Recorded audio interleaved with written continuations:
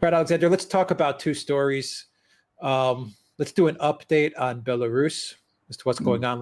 Let's also talk about Navalny. We've mentioned Navalny in the past. You'll explain who he is.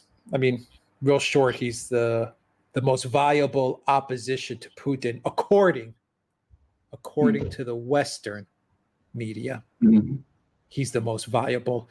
Inside of Russia, he is absolutely not the strongest or the most viable opposition to Vladimir Putin. That would probably be the Communist Party. That's probably has the strongest position after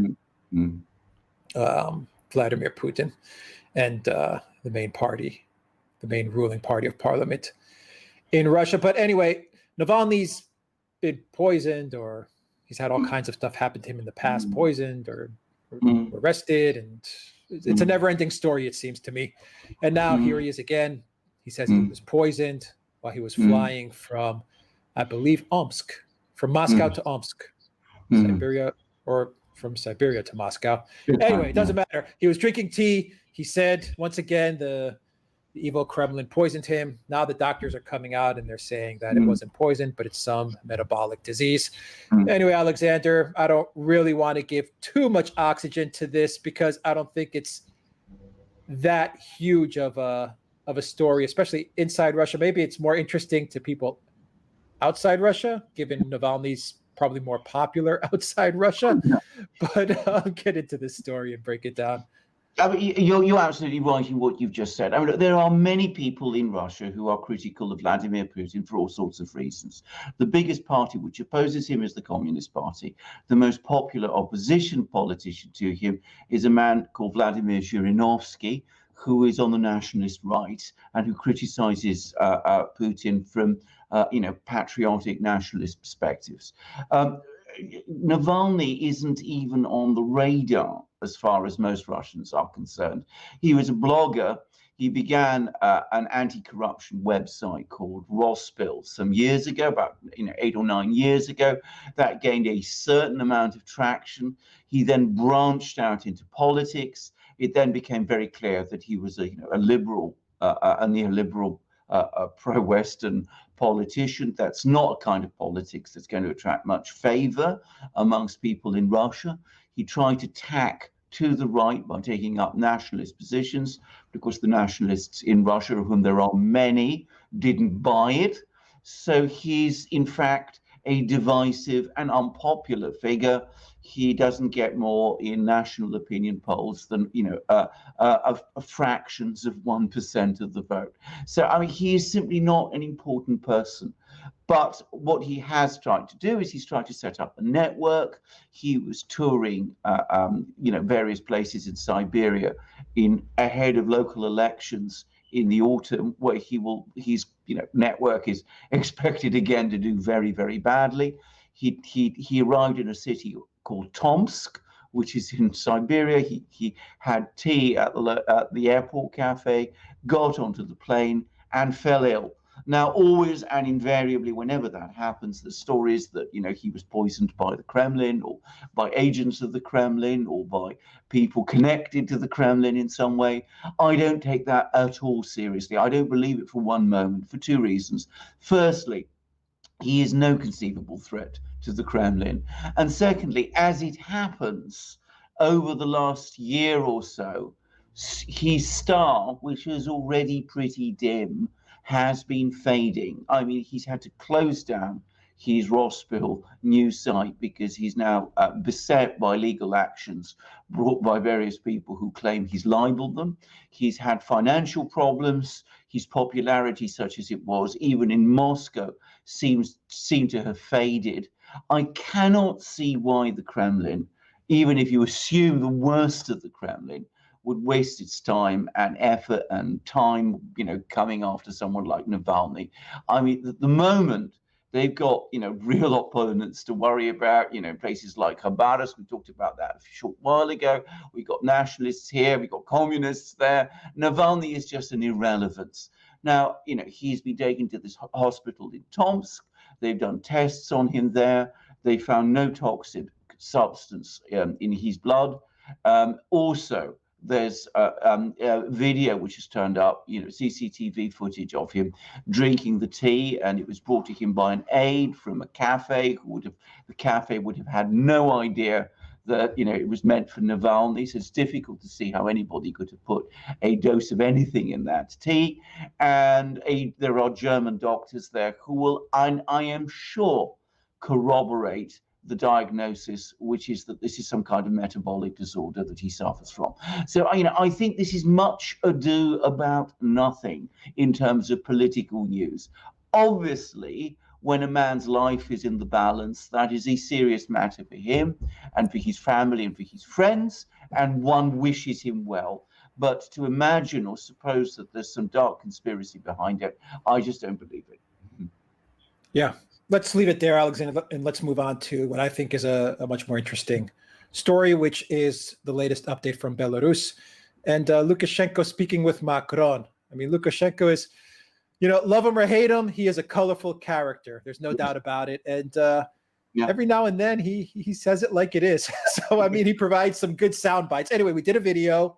I'm sure if you guys have seen that video, look for it. We posted it the other day, which was a pretty comprehensive update to what's happening in Belarus. And we have some more comments between Lukashenko and Macron. Give us an update, Alexander. Well, I mean, Macron offered to mediate. And I think I sent you Lukashenko's hilariously funny comment. Let me see if I can just find it quickly. Do you have it, or you want me to? Read it out for all viewers. Okay, I've got it on my phone here. Okay, so let me read you the message that you sent me, actually, because it's kind of funny, and then let me read you the quote from TASS. Is it not that you got it from? Okay. It's from TASS, but it's now all over the Russian internet. Okay. Yep. Okay, so you sent me a message. You said Lukashenko is many things, but he is not stupid, and he has a sense of humor. This is what he's just said about Macron, and I quote: Macron has said he wants to mediate negotiations in Belarus. Well, let me first be a mediator between the yellow vests and Macron. The situation there is, God save us, awful, with terror and the yellow vests. He, referring to Macron, sees nothing. There we go. He is a character, and we said in our last video that things are now beginning to swing more in his favor. The trend that trend seems to be continuing. At the moment, there was a protest last night, but it was quite small, and apparently there were people out going around in the cars around the protests and honking support in there, for Lukashenko. So, and it seems the strikes have faded out. It's not over, not by any means, but he's fighting back. He's making these witty comments. He's gone to another industrial facility. He's addressed the workers there. He's also, by the way, because there was an attempt to get workers at the national television station to come out and support the opposition. And in fact, what he did was he got technical people from Russia to come into the TV station and kept it operating. So he's fighting back, and he seems to be winning. And this isn't how it looked a week ago, but it's very typical of Lukashenko. If you go on to the Belarusian news, it's such a contrast to the way that, say, President Yanukovych handled the situation or mishandled the situation in Ukraine back in 2013-14. I mean, Yanukovych was almost invisible. He hardly came out. He hardly spoke. He hid behind his riot police. He was constantly temporizing. He was talking all the time to Joe Biden, by the way. That was his major Western interlocutor. Lukashenko is on television all the time. He's visiting factories. He's talking to people. He's coming out strongly in support of his police. He's ridiculing the various opposition leaders. He spoke of Tikhanovskaya as his, really nice mother who's completely over her head, doesn't have a clue what she's doing, and how he's personally made sure that she was safe and taken into Lithuania, where she's now fallen into the spider's web of the Lithuanian foreign ministry. He's saying this is exactly the kind of things that he says. So, I mean, he's a character. He's been tough. He's been brave. As I said, he's confronted protesters himself head on. And as I said, he's done something which I find quite remarkable, is that, you know, he refuses to speak to the European Union or to Angela Merkel or to the US. So I mean, he just won't take their calls. He sends them all off to Putin, who, as we discussed, gives them a stiff talking to. But Lukashenko just won't speak to these people. So, as I said, he seems to be winning ground. It's not over, not by a long way. You know, lots could happen. Some people in Russia, some Russian analysts are saying this is going to last a week. Others say it will go on until October, when Lukashenko is due to be inaugurated as president. But we will see how it turns out. But at the moment, he seems to be winning. All right. We'll leave it there. But real quick, Alexander, I don't know if you've been following this story very quickly, because we have mentioned Macron. I mean, I'm sure you're aware of the coup in Mali. Absolutely. I'm very much aware of the coup in Mali. Yeah, because it does affect France and Macron, because they are heavily involved in Mali. I just want to maybe say, 30 seconds to a minute, however long, just let me read a title from BBC. Mali's coup is cheered at home but upsets neighbors. This was posted 6 hours ago. And it just says that negotiations are rumored to be underway for the exile of Ibrahim Boubacar Keita, deposed as president of Mali in a military putsch on Tuesday and currently detained with his son, his prime minister, Boubou Cissé, and a number of other senior government officials. And so, France is heavily involved. It's been fighting, actually, jihadists in the area. And France is from what I understand, is a colonial power, a historical colonial power in Mali. So, Macron has had quite a week. Anyway, Alexander, do you have absolutely? There's a lot you could actually say about this, but briefly, this is French West Africa, very much part of the French colonial empire until the 1960s, when it became free. But the French still essentially are the dominant power there, pulling the strings behind the scenes. This president who has just been deposed was very much their man in Mali. He was very much somebody that they wanted to install. If you remember, back in 2011, when Gaddafi's government was overthrown in Libya, in large part because of French intervention, this triggered a massive political crisis in North Africa that led to an upsurge of jihadist activity, with jihadist fighters pouring from Libya into northern Mali. Mali is this very divided country. Parts of it in the north are, Arabic or Islamic in culture. Further south, it's, more African. Anyway, the result was that, as I said, there was a split. The jihadis seem to be well on the way to marching on the capital. The French intervened to stop that, to block that. There's been a war ever since. This president was then brought into power at that time, basically to give political cover to the French. He proved deeply corrupt, very incompetent, and he's now been the subject of large protests in Mali, which have ended with a military coup. So it's made the whole French position in Mali, which, to be clear, is the big country in French West Africa, it's made the whole position of France much more precarious than it had been up to now. And on top of that, of course, we still have a big ongoing jihadi insurgency there. So it's a big worry for Macron. Macron had two brains to rub together. He'd be much more concerned about the situation in Mali than he would be about the situation in Belarus. That's where I wanted to. That was Absolutely.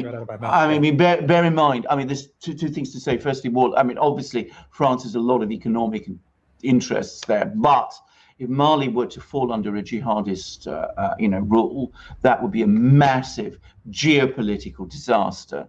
And of course, if we're looking about prolonged wars and a complete breakdown in French West Africa, we would be looking at millions of refugees. And where would they go? Well, they would go to the obvious place, which is the former colonial master, which is France. So, as I said, he's got a lot to worry about there, and that's what he should be focusing on. Mm-hmm. Yeah, Sarkozy, Cameron, Hillary Clinton, they just unleashed hell when they destabilized Libya. Yes. And now we're just seeing the domino effect of it all. Correct. Absolutely correct. That's entirely right. All right. Great that we covered this story as well, because I think it's an important story. And your insight was really, really good there, Alexander, because not many, I doubt many YouTubers are covering what's going on in Mali. And it is an important story, especially for Macron in France. Absolutely. All right, guys, we'll leave it there. PayPal, Patreon, subscribe, star. Please donate to us. What else? Subscribe. Hit that red subscribe button if you like this video. When you subscribe to our channel, then you get notified every time we push out a new video. We try to put up anywhere between 1 to sometimes 3 videos a day. Usually 2 videos a day we get up. Usually now we're ramping things up a little bit. And of course, the Duran shop. Pick up some magic mugs.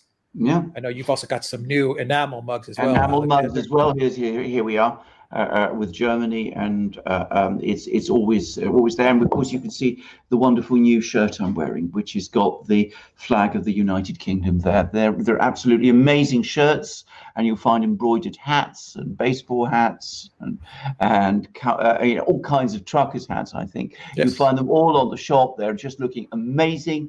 So come to our shop and see all the great things that are there now. Yeah, duranshop.com. You'll find the link in the description box down below. Thank you very much. Take care.